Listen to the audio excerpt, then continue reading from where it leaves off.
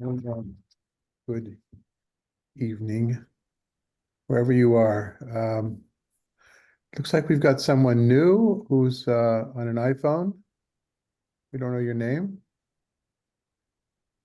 Can't hear you though. Need to unmute.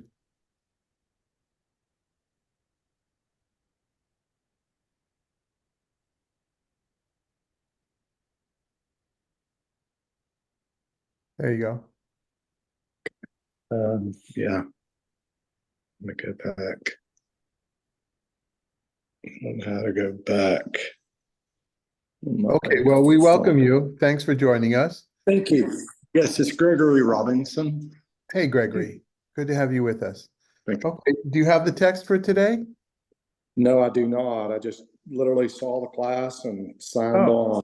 You're right, Okay, I'm so doing- if you look in the chat box, it might be it's a little bit more difficult on an iPhone to do than a screen. You can click on that link to our website that has that has today's text. We're in the middle of Joshua 10. It's a 3-page text today, and we started it 2 weeks ago, and we're continuing now. So sorry, but there are a number of different stories going on. And just to recap for those that weren't here, also to remind everybody that when you miss a class, when you're not able to come, the classes are recorded and they go out in our weekly reminders of the next class. So yesterday, for instance, there would have been links to the recording of 2 weeks ago, including the text sheets. If there's any questions or trouble getting through to that, you can always reach Madalena at her regular address, or you can go through me or send to the info address. As I said 2 weeks ago, this is a difficult chapter. It's a violent chapter. It has connections to current events, as almost everything does in my life. What we did last week, we ended with the poem, the epic, very short epic poem that talked about two separate miracles. One where the sun stands still in Givon, and the other one having to do with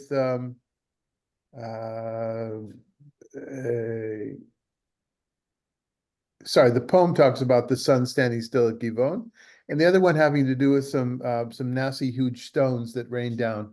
And we'll get back to the stones at the end of our hour today, and we'll revisit something that we did over the summer in the Talmud. But for now, this is still in the middle of the war, and we have the enemy to deal with here, and the enemy being this group of 5 kings that got together, banded together to attack Givon, which started this whole thing.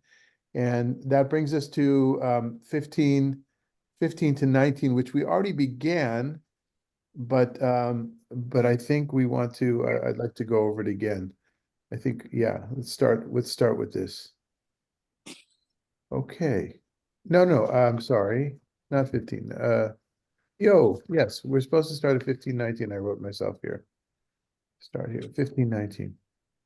Okay, the language of Joshua coming back to the camp comes up time and time and again in this chapter. It serves as a literary device in telling us different sections of the story, and so why don't we begin from there? Okay, Klaus, you want to read 15 to 19 for us? Sure. Then Joshua, together with all Israel, returned to the camp of Gilgal. Meanwhile, those 5 kings fled and hid in a cave at Makkedah. When it was reported to Joshua that the 5 kings had been found hiding in a cave at Makkedah, Joshua ordered, roll large stones up against the mouth of the cave and post some men over it to keep guard over them. But as for the rest of you, don't stop, but press on the heels of your enemies and harass them from the rear. Don't let them reach their towns, for the eternal your God has delivered them into your hands. Okay, and we brought this up, or I brought this up last week. One of the things that troubled me was this connection with the only time this phrase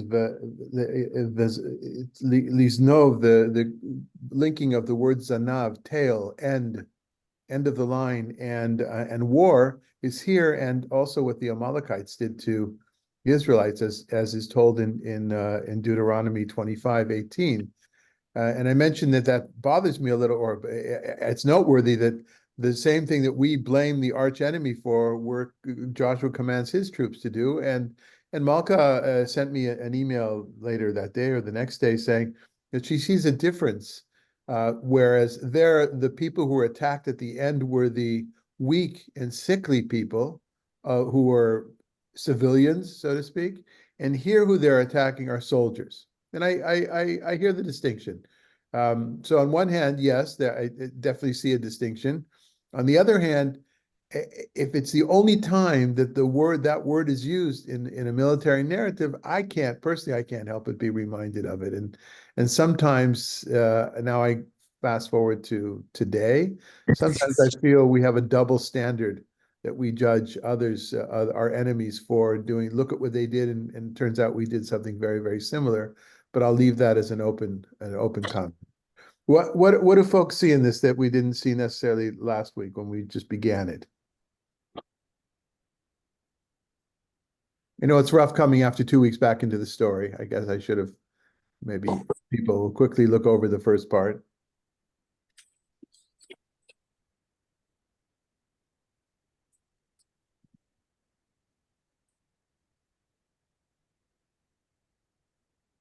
Okay, another association that came to my mind, of course, is this hiding in caves, hiding in tunnels, and what to do and how to react.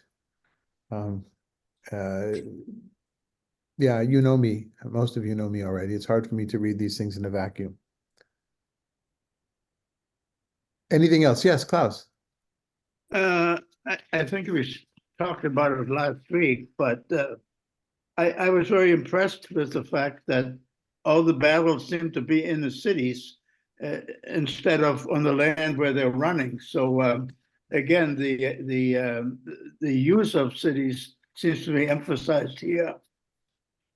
Yeah, I think, look, in ancient times, maybe even today, when we were worried at the beginning of the Ukrainian war, Russia-Ukraine war, what was our greatest fear? Do you remember? Well, they get to Kiev or Right. Odessa.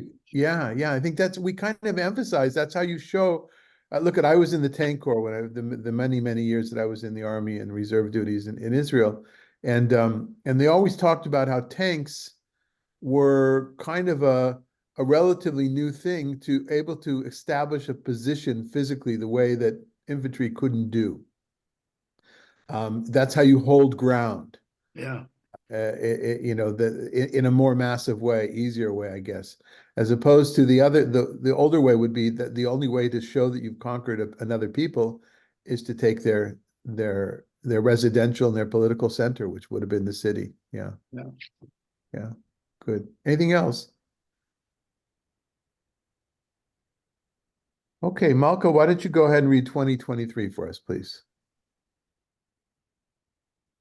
When Joshua and the Israelites had finished dealing them a deadly blow, they were wiped out, except for some fugitives who escaped into the fortified towns. The whole army returned in safety to Joshua in the camp at Makeda. No one so much as snarled at the Israelites. And now Joshua ordered, "Open the mouth of the cave and bring those 5 kings out of the cave to me." This was done. Those 5 kings, the king of Jerusalem, the king of Hebron, the king of Jarmuth, the king of Lachish, and the king of Eglon, were brought out to him from the cave. Okay. Reactions, comments?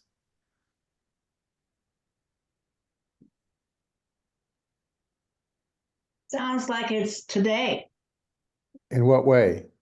Well, the people were in the cave, hiding in a cave. Right, the holes under the ground. Yeah, except that there's no hostages in this situation. Well, thank goodness. Yeah. Yeah, absolutely. That, of course, that's where my mind races to. And what will show the victory of this war, according to many people here and in Israel, the way For some, it's reconquering Gaza and repopulating Gaza. You've probably seen the news about that. That's a very worrying development as someone who lived in Gaza many, many years ago. But everybody kind of wants to see Sinwar and the others, captured and held to justice, whatever it is. Many people would just rather see their bodies, I think, than see them alive. But the idea of that this war won't be won symbolically until the masterminds have been flushed out of their tunnels. Right. And by the way, literally flushed out. And maybe I don't know how deep you guys go into the news, but the Israeli army is using seawater to literally flush out many of the tunnels. Not all of them. They're being careful not to endanger the hostages that are being held below. Anyway, all right. So they're taken out.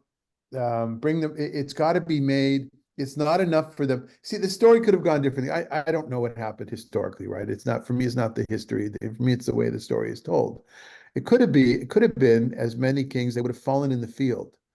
But Joshua, or the author here, wants to make a point of this, wants to make an example of them. You band up together to try to resist the conquest. This is what we do, and therefore it has to be public. It's not enough for them to get an arrow or a sword in the field. Klaus, in the same way that it's not enough just to conquer land, you've got to conquer the cities, you've got to conquer the kings as well, and you've got to show that you've conquered the kings. And that's what we have going forward. Why don't you read another section, Malka? Could I just say something? Please, there? of course. That Always. the 5 kings, it seems strange that they would all be in the same place. In battle, you don't have your generals and your lieutenants and your 4 3-stars all band together. That's an easy target. It seemed like they would have been spread out more. Right. Well, that would be our modern sensibilities would tell us that. Right. What would it be like? There's probably historical, Dan is good at history, maybe others as well, a historical situation where many of did the allies get together in one place ever? Did the generals, the heads of state during a world war of sorts? And this is depicted as a world war. Let's be honest. This is in the scope of Israel, ancient Israel. This is like a world war. It's all these people together. Not a world war, but still, it's a major thing. They all come together. Here, I think, for me, from a literary point of view, Malka, it depicts their cowardice. Right? They weren't out on the field, on the battlefield, with their troops, right? They were hiding. They were living the good life, whatever. I think that's part of it. Also, it makes for a much better story. That's true. If you can get them all in one place, right? That's why I'm always careful with, I don't know what the historical reality was, right? Anything else? The Yeah, the whole army returned. I said they didn't have any casualties. The Israelites. Part of the miraculous aspect. Yeah, Dan. There's also echoes of the 5 kings in the story of Abraham when you went to rescue Lot. Right. So I wonder if that's a number to make it seem like a whole bunch of enemies we've dealt with. Yeah, in that chapter in Genesis, it's actually 5 kings against 4 kings. So you've also got 4. Interesting enough, one of the cities is the same city. It is involved in that story, not the same city, but is involved in that story, and that is, I think maybe that's one of the allies of Stone were the Jebusites in Yerushalayim. Yeah, so. Yeah, there's a connection there. That would be an interesting thing to look into more. What exactly is the connection between this chapter and that chapter, and what biblical historians have to say about that, or the traditions, the history of traditions, of literary traditions. That's an interesting way to go. Yeah, I didn't do that myself, but yes. So I don't know if it's so much the number 5 as, sure, there's a 5. A large alliance. Yeah, certainly a large alliance, right? Yeah. And ganging up on the one nation that had the temerity to make a deal, right? Okay, so Malka, why don't you read 24 and let's see what Joshua does with those guys. And when the kings were brought out to Joshua, Joshua summoned everyone on Israel's side and ordered the army officers who had accompanied him, "Come forward and place your feet on the necks of these kings. They came forward and placed their feet on their necks. I hope I don't have to say it. Right, the placing of a, well, I do, okay, a placing of of a knee, of a foot, so symbolic in our contemporary United States of humiliation, of threat, of the threat of life, of law enforcement that perhaps doesn't know that kind of law enforcement, and not making any general statements, that doesn't know the limits of what is for the good of the people and what reflects something inner, inner need to dominate, to humiliate the other, right? They could have put them to death, they could have exiled, they could have done a lot of things, but what is this thing? You put your foot on the neck. It's kind of an ultimate sign of humiliation, of we got you, right? Any reactions or comments? And if this was an infomercial, oh, so go ahead, Roberta. Yeah, with just unmute first. Well, basically, why are they even bothering? They're gonna behead him in the next sentence. I mean, I'm sorry, did you read ahead? I did. Oh, God, boy. Because I mean, they're putting their, Roberta, we've talked about this. You're not allowed to read ahead. We've talked about this. I mean, Yeah. the symbolism is only if it's gonna stay symbolism. Well, so that's a good question. You could say, what difference does it make if they're going to kill him anyway? But if the symbolism is about educating, or influencing, or a public statement, isn't it? Look at what is my knowledge? I don't know about you folks, but my knowledge of death and war and thank God is not personal. I served a lot of years in the Israeli army, but I never had to go to war. We went to war, but we never had to fire our weapons. Never had to shoot at another person. Never had to shoot the cannon of the tank at another tank or anything else. Just dummies, right? So I've been spared. So my knowledge is from TV and movies and reading, right? And it's not from historical read. I don't read the history of wars. It's not something I've terribly been drawn to. And so you often see this theme of not just killing somebody, but making it hurt, right? There's an aspect, I think, here of maybe of revenge. I don't know, I'm raising it as a possibility, but from an educational point of view, from a pedagogical point of view, I'm sorry to even use those words here, you want to make sure that it's not just about their death, they have to be humiliated. And they're humiliated in two ways. They're humiliated, as you're going to read now in the next verse, but first they're humiliated while they're still living.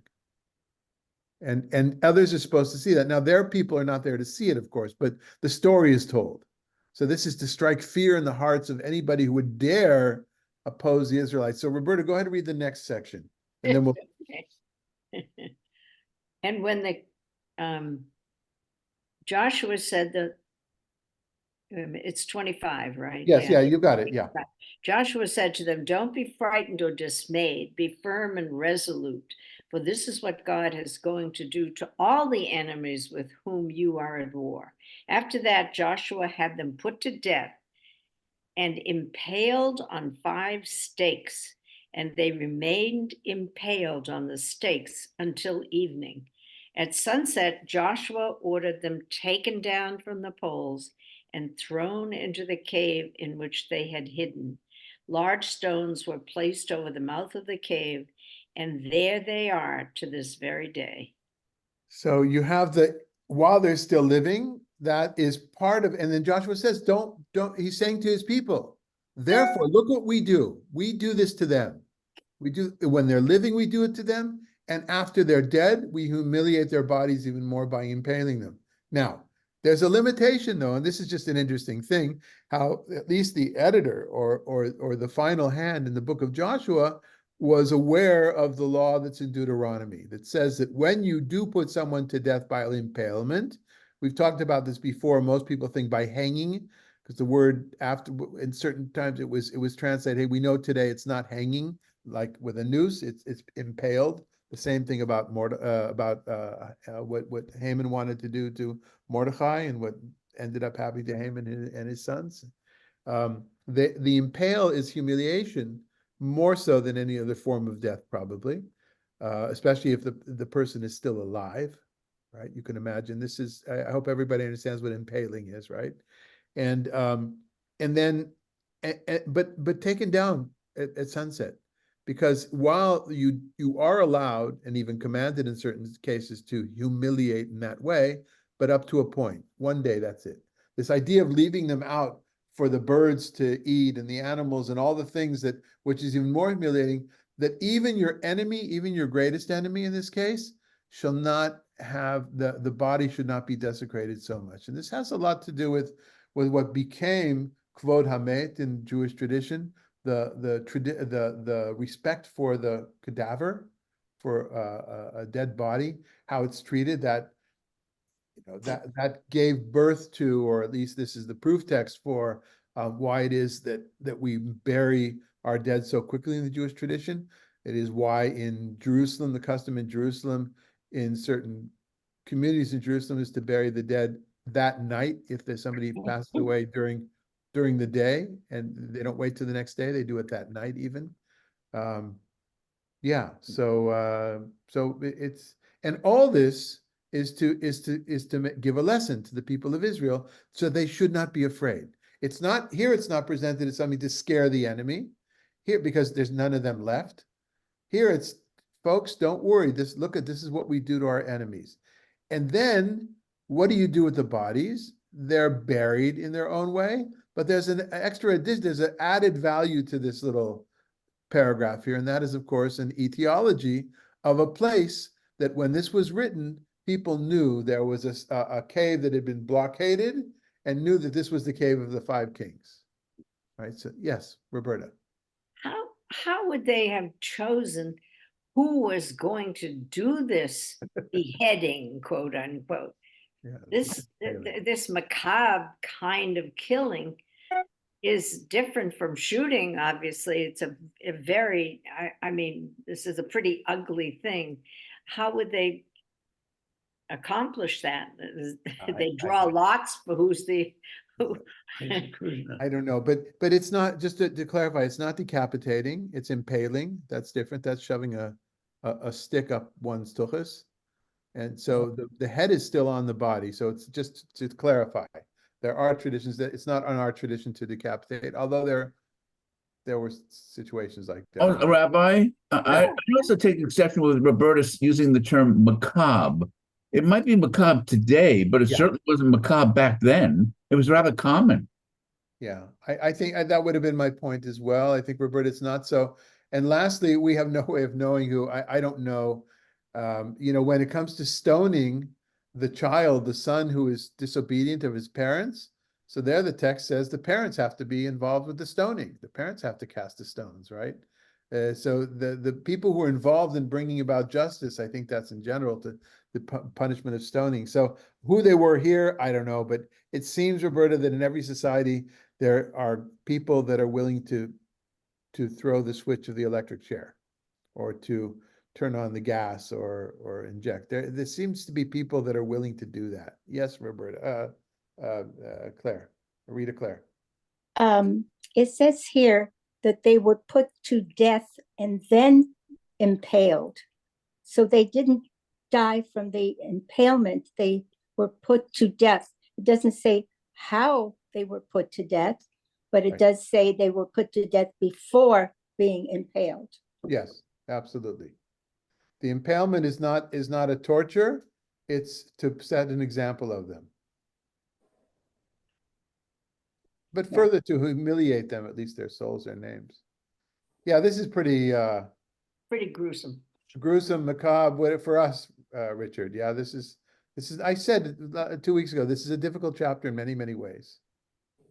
In many ways. And they weren't buried, they were just thrown into the cave. Yeah, so that I don't know. I don't know. I think that was considered actually a form of burial, a common form of burial, to put the cadaver into a cave. We've had before and so was gathered unto his ancestors, Nesaf Elamav, which some, I don't know where things stand now, but in the old days, there used to be two views. One is that you would put the body on a shelf in a burial cave, and they have these things. The body would deteriorate. The bones then would be brought to a larger area with the rest of the bones of the ancestors of that particular person, an important person, and therefore that person was gathered unto his ancestors. And the other way is to understand is there wherever that person's soul is. In biblical law, in biblical literature, it's in Sheol, that the person who dies is gathered unto the other people in his family who have already died, and they're in the underworld as well, without detailing what that Sheol, that underworld, looks like. Okay, so I'm not sure that was humiliating. Yeah, that's Abraham buys a cave to bury his wife Sarah, Marata Machpelah. Yeah. Okay. Anything else on this section before we go ahead? Just one little thing. I thought when she said that they were put to death and impaled, I was looking at that in Hebrew. It could be that vav could be they were put to death by impalement, right? It could be, yeah, Yeah. yeah, yes, absolutely, it could, yeah, yeah. That's a good point. But again, I'm not sure that's really the concern of all the things, how it was done. It's pretty clear, though. The message of the story is clear. Joshua has done this in order to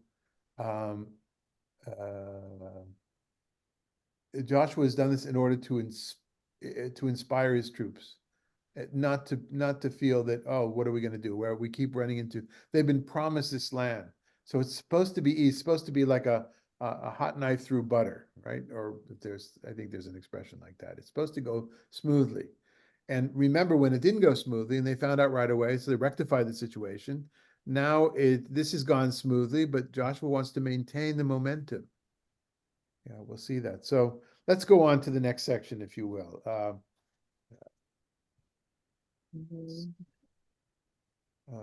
me get to the right page. The Hebrew's on one page, the English is on the other page. Dan, you want to read the section 2837 for us? At that time, Joshua captured Makkedah and put it and its king to the sword, prescribing it and every person in it, and leaving none that escaped. Then he treated the king of Makkedah as he had treated the king of Jericho. From Makkedah, Joshua proceeded with all Israel to Libnah, and he attacked it. God delivered it and its king into the hands of Israel. They put it and all the people in it to the sword, letting none escape. And he treated its king as he treated the king of Jericho. From Libnah, Joshua proceeded with all Israel to Lachish.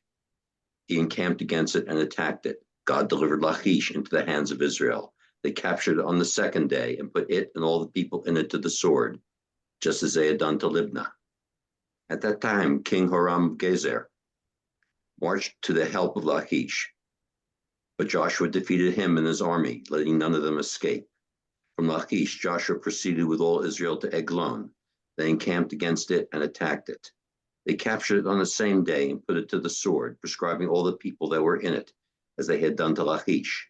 From Eglon, Joshua marshaled all Israel to Hebron and attacked it. They captured it and put it, its king, and all its towns, and all the people that were in it to the sword. He let none escape, prescribing it and all the people in it, just as he had done in the case of Eglon. What's the feeling we get when we read a section like this?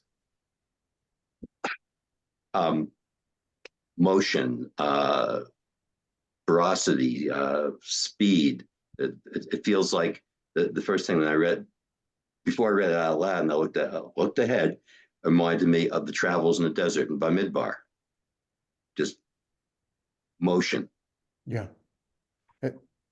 Yes, Richard. It's disturbing. I mean, it's like you go to war and they're killing all the civilians, everybody. They're putting everyone to the sword. Or I mean, it's just one. It's in one paragraph. But just think about it. If this was reality, all these towns, all these people are being murdered because they just happen to live in the town where you're at war with.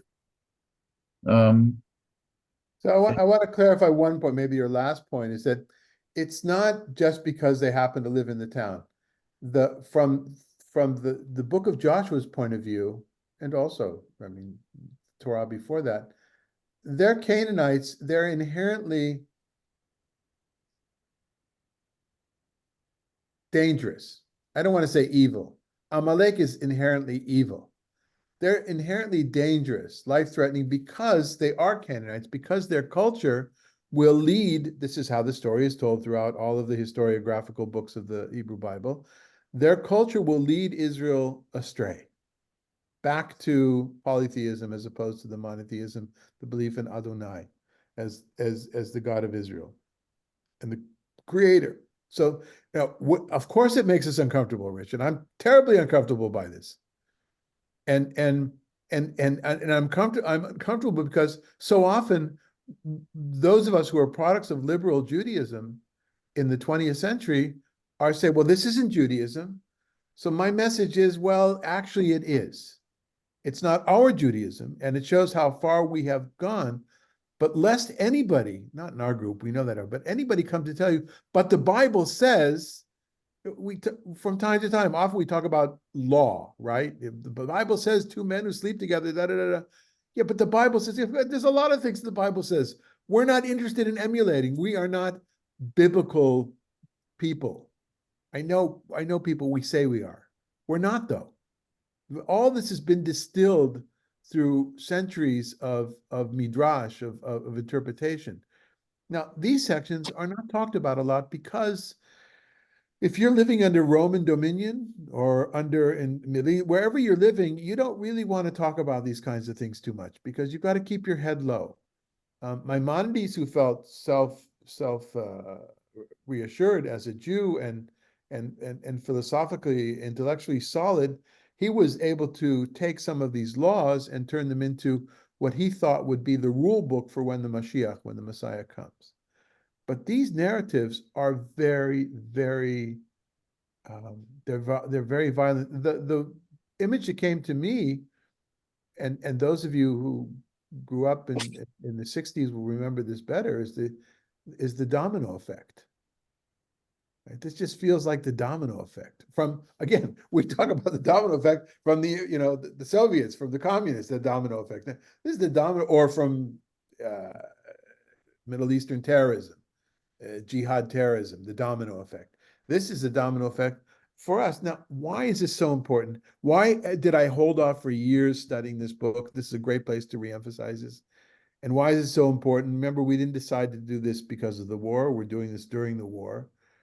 Is because there are so many Israelis who grow up studying this, reading this, not so much in secular schools. That's not done as much anymore. But in Orthodox Zionist circles, what are especially Messianic Orthodox Zionist, I don't mean Messianic as far as Jesus, because they're Messianism in Israel, religious Messianic Zionism has to do with the sanctity of the land of Israel. Things that we've been doing in recent months, sources we've been looking at has to do with almost the personification of the land, for every inch of the land, including the Gaza Strip, people should be willing to give their lives. They're terribly horrible, but this is these are the proof texts. This is the inspiration for a lot of it. We need to know, and it's been ignored. It's been ignored in liberal Zionist circles for a long time. It's unpleasant. It's an unpleasant reality. And although this is not the main purpose of this study group, is to wage war against the people that I hung with when I was a young man, this is about being aware of our own literary legacy, our own traditions, and to deal with it. And so your reaction, Richard, and others, is a healthy reaction, but it is part of our tradition. It's in our file, so to speak. It reminds me of in American history, the same kind of philosophical underpinning with manifest destiny. Yeah. And their right, thinking they had the right to go west, and forgetting about the Native American tribes that were there and what was done to them. It's kind of almost the same thing with this philosophy that God told them to take the land and it was their land. And American history with manifest destiny, it was intrinsically ours. And I'm pretty sure, and there are, of course, those who have already made that connection from as biblical justification for early white Christian settlers were exactly these kind of texts. Exactly. That's why those of us who've been together for many years, that I during the pandemic, I took an interest and began to read a lot on Native American history because I didn't know anything about the whole thing. I didn't know anything about it, African American history either, because remember, I hadn't lived here even as a teenager. I was barely here, and also that those things weren't studied so much in public schools in the 1960s and early 70s. But that's my interest. My interest in developing a relationship with the museum now here in the Agua Caliente Museum with the educational staff. I'm still working on it. I'm going to keep at it to do some programming together so that we look at what has happened in the United States in light of what was Christian culture that was very much part of the politics or certainly justification, right? Whether this was the impetus to go out and do these things, Malka, I would guess it was more about the money, more about the power. It was more about, but this was certainly the justification. I'm not sure it matters whether it was the impetus or the justification, but still. But absolutely, thank you for raising that issue. Yeah. I'm still disturbed by the fact that nothing has changed in, I don't know, 4,000 years, let's say. I mean, we have dictators today, they kill people, they go for genocide, they hang people, I mean, we can think of 50 examples, and it's discouraging to me that nothing has changed from this rather gruesome story that we're discussing. Holocaust. Yeah, we are. So an interesting conversation about what, if nothing has changed or what might have changed, is motivation or honesty about motivation is where does theology play a part in all of this? Yeah, I mean, I would describe Joshua as a dictator, but he did it under God's guidance. So we can't use that. We can't use that phrase. He just did what God told him to. Right. But you understand there are Israelis and Jews, certainly over centuries, where Jews were stepped upon, where the others were stepping on the Jewish necks, right? Let's make that clear as well. Who would read this and say, "Yeah, go! It's the Superman thing. It's the little kid who's bullied in school and reads Superman comics. The kid with the glasses who keeps getting pushed around." So, How do we break the cycle then? how do we break it? So, Malcolm, my answer to that as a rabbi is we study it. Right. We open up the conversation. I know what we don't ignore it. Right. And that's why I freely talk about, and it's funny, let me finish the sentence. That's why I freely make these associations between the biblical text and what's happening in the world today. Not because, God forbid, I say, see, it's all foretold. There are people that do that. I'm not one of those. But my reflection of the ancient text, which is part of my heritage, legacy given down to me from ancestors or generations and generations of Jews, or someone who was not born Jewish who adopted this as what they want as part of their heritage. All of this is lost my train of thought. All this is. You're saying by studying it. Yeah, just saying that all this is what I want to say. Anyway, it's getting the reason that I justify myself in making those connections between then and now, or what that used to be. Again, I will finish the sentence. The reason I make I justify making those connections is because I do believe that the way to solve these issues in the contemporary world are to start with this process of trying to deconstruct a lot of things that are in our tradition. If we have prayers, that's not the case here.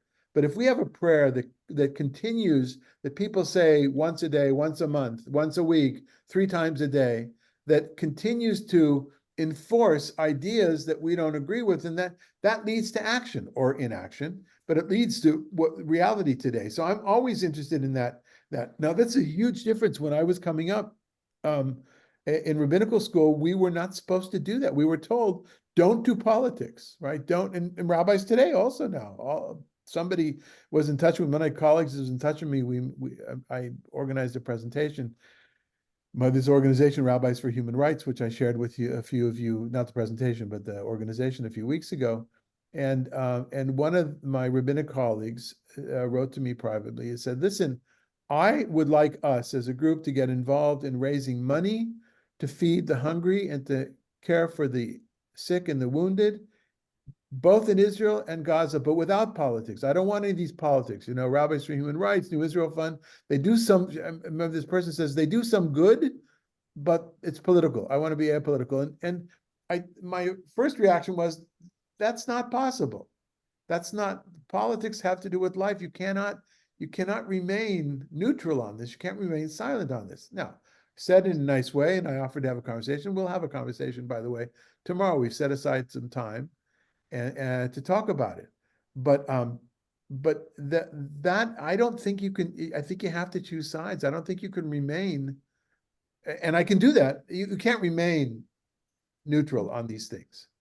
So what most rabbis did here in the United States and around the world was to immediately go to defend right now Israel in all cases, which of course I do to a certain degree, but you will remember that for the last 3.5, 4 months, I've been talking about those who are being killed in Gaza as well.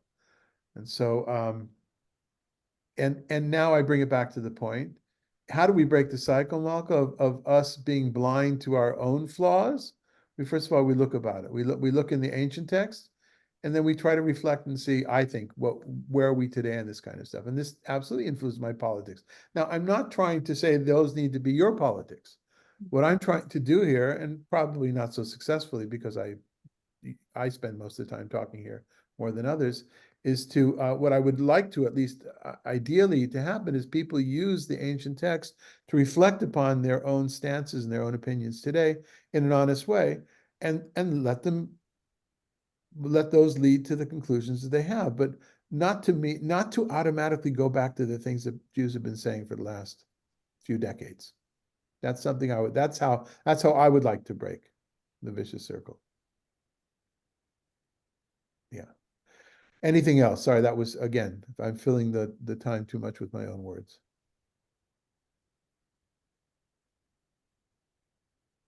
Okay. All right.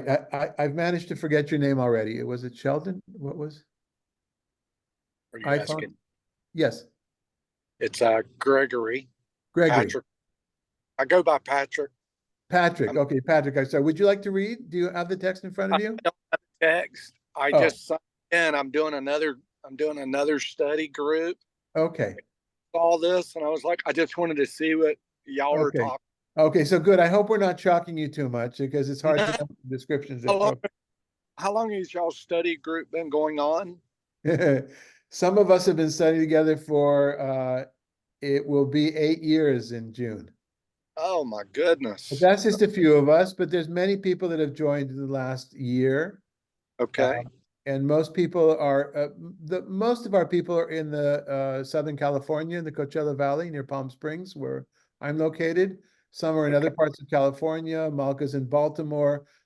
We have here Corrine, who lives off the coast of Africa in Mauritius. Oh, Yeah. my And son so- did a trip in Mauritius College. I'm in North Carolina, Okay. Charlotte, North Carolina. Right. It's lovely. It's warm weather today. All right. Well, all right.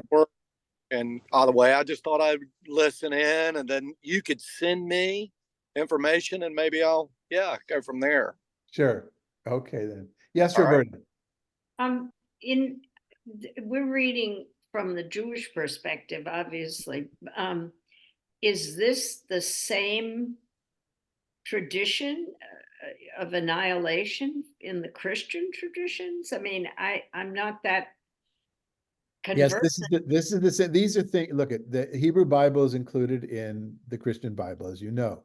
Some Yeah. things can be altered or perceived differently with different translations, right? Mhm. This is not one of those cases. This is the story. This is now. What do Christians do with this text? That's an interesting question. Does this text, for They instance, use this as proof text for the Crusades. yes, but what do Christians do today? Yes, yeah, certainly proof text for the Crusades, right? Good point. But my question, if I was doing this together with Father Andrew or others, by the way, I had coffee with Father Andrew the other day. Some of you know him for many years. He's doing as well as can be with his MS, but his mind is sharp. We had a great long conversation.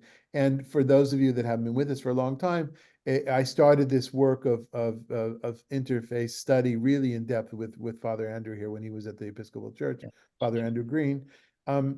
So what I would ask Andrew right away would be, or Dan, who I'm teaching with now, Reverend Dan, or Pastor Jane's a little bit different because they choose their own lectionary. In the Methodist Church, her Methodist Church, she chooses the text that they're going to do. But the Episcopal Church, as other churches, they go, a 3-year lectionary. I would ask, does this text ever show up in their prayer? Because only some do, right? Not every text shows up, and there's not enough prayer. So that would be an interesting one. Has anybody I would ask Dan, have you ever given a sermon on this? That interests me today. But I think that what happens in the church very often, certainly in progressive circles, as it has in progressive circles, progressive liberal, I mean the same thing, in Judaism over the last 200 years, has been not so much dealing with it as much as ignoring it. That's changed in the last 2-3 decades. And Roberta, I'm guessing, you've lived an extremely Jewish life, right? Have you ever seen this text before? No, but I lived in very non-Jewish neighborhoods and areas and went to school with mostly non-Jews as I grew up. And I don't think my grandparents did much study. Uh-huh. It was just that my grandfather was, the gadol. What is it when you open up the shul? The gabbai. The Shamish, yeah. But I think it was more self-taught. I don't think they went to lectures. My grandmother was not literate on either side. So I didn't learn anything from that. And my parents began to be more conservative than Orthodox. So I didn't get any of this. Okay. But so Dan, you're a pretty well-read Jew. Is this story, have you done this before in your Jewish adventure? No, I have not. I guess as far as the book of Joshua goes, I was very familiar with the story of Jericho, and that's pretty much it. Right. By the way, there are not very many Haftarah. There are not very many Haftarah readings from Joshua. Mm-mm. Yeah, I wasn't familiar with it from Jewish study, but when I was investigating Christianity back when I was in Colorado, that would have been in the 70s and early 80s. The fundamentalists, this is a big text for them. Uh-huh. The book of Joshua was a hero for them, and their support for Israel came from this. And Malka, it's not fair to ask you about your later adult life because you've been academically schooled in this kind of stuff. I'm guessing this is not the first time. But when you were growing up, though, did you run into this story at all? Bits and pieces like the story of Jericho, but not in its entirety, no.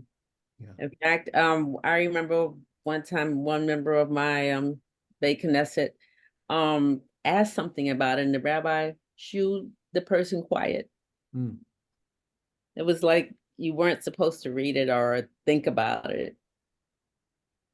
Okay. But through seminary, I struggled with this text, Joshua, a lot, not a lot, and still do. Sure. Well, we are Yisrael. We embrace the struggle. Let's go on and read the last section. Sue Spicer, you want to read for us? 38 to 40. The last two sections. Joshua and all Israel with him then turned back to Debir and attacked it. He captured it and its king and all its towns. They put them to the sword and proscribed all the people in it. They let none escape, just as they had done to Hebron, and as they had done to Libnah and its king. So they did to Debir and its king. Thus Joshua conquered the whole country, the hill country, the Negev, the Shephelah, and the slopes, with all their kings. He let none escape, but prescribed everything that breathed, as the Eternal, the God of Israel, had commanded. Go ahead, read the next section. Joshua conquered them from Kadesh Barnea to Gaza, all the land of Goshen, and up to Gibeon. All those kings and their lands were conquered by Joshua at a single stroke, for the Eternal, the God of Israel, fought for Israel. Then Joshua, with all Israel, returned to the camp at Gilgal. So the underlining and the italics, whatever, that has to do with the way that the literary devices that are employed by words and phrases that repeat themselves to break down the text, and much of that has to do with, and Joshua came back to the camp with all the people, and Joshua coming back to the camp is home, right? Because they haven't yet settled, they're still conquering as easy as this is gone. Of course, they don't conquer Gaza, as in 41, they conquer up to Gaza, because Gaza was never really conquered, was it? Gaza and that whole strip were the Philistines, and they remain, that's why it's certainly when I was in that area, most people did not accept that as the biblical land of Israel. It wasn't the Gaza Strip, not because it had never been conquered. Not everybody was even sure that that was part of the promise, depending on how you understand different geographical locations and the multiple passages in the Hebrew Bible that talk about the promised land, and they're not the same. That's not our topic today, but what I do want to end with is there's one more thing, Klaus, this is for you. In the previous section, you would have seen that, where was it?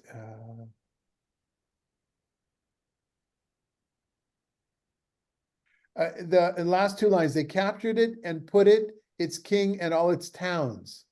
So they captured the city state, the main city, and then there were towns that belonged to that state. Right. So when you capture the capital, those are the main cities that are listed here. Well, you've got everything else, but if you want to be absolutely sure, then you get in all the little hamlets that are around as well. So it wasn't just cities. You've asked a lot about that over the time. Any comments before we go back to yes, go ahead, Roberta.